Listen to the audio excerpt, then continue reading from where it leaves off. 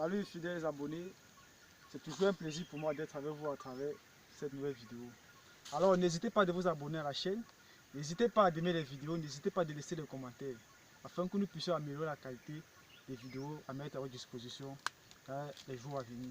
Aujourd'hui nous allons parler de la conservation du maïs.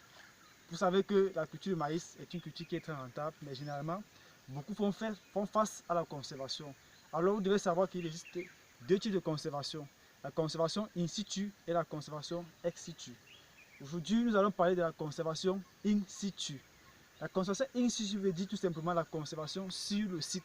Comme vous pouvez observer autour de moi, ici dans un champ de maïs, où on a mis sur pied le type de conservation in situ. C'est-à-dire on a laissé sécher les maïs sur place. Alors que la conservation ex situ, c'est-à-dire on récolte et par la suite on va laisser sécher à la maison. Quand nous sommes sur le site, vous pouvez bien observer que là nous avons nos plants de maïs qu'on a laissés, qui sont déjà très bien secs. Il suffit juste à venir récolter au moment opportun et griner afin de conserver. Mais pour cela, pour parvenir à une bonne conservation in situ, il faut tenir compte de la saison et du moment. Car si vous faites une culture de maïs qui va arriver à maturité en saison de pluie, la conservation in situ n'est pas conseillée. Pourquoi? Parce qu'il y aura énormément de pluie, cela va contribuer à la pourriture du maïs. Mais par conséquent, si vous faites une production qui va arriver à terme en saison sèche, là vous pouvez faire une conservation in situ. Alors la conservation ex situ est propice pour la récolte en saison des pluies, mais si le maïs arrive à maturité en saison sèche, là vous pouvez faire une conservation in situ.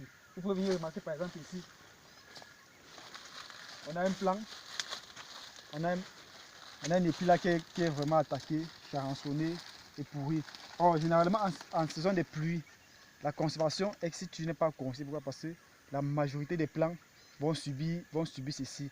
Il y a aussi les ravageurs qui, comme ça, viennent attaquer les épis et consomment assez. Donc, comme je disais tantôt aussi dans mes résumés, en ce qui concerne le maïs, il existe deux types de conservation, la conservation in situ et la conservation ex situ. La conservation in situ est propice lorsque on produit et que la production doit arriver à terme en saison sèche. Et la conservation ex situ est propice pour l'arrivée à maturité du maïs en saison des pluies. Alors, fidèles abonnés, j'espère qu'à travers cette vidéo, vous avez retenu la leçon, vous avez appris. Donnons-nous rendez-vous pour une prochaine vidéo plus édifiante. D'ici à là, portez-vous bien et à très bientôt.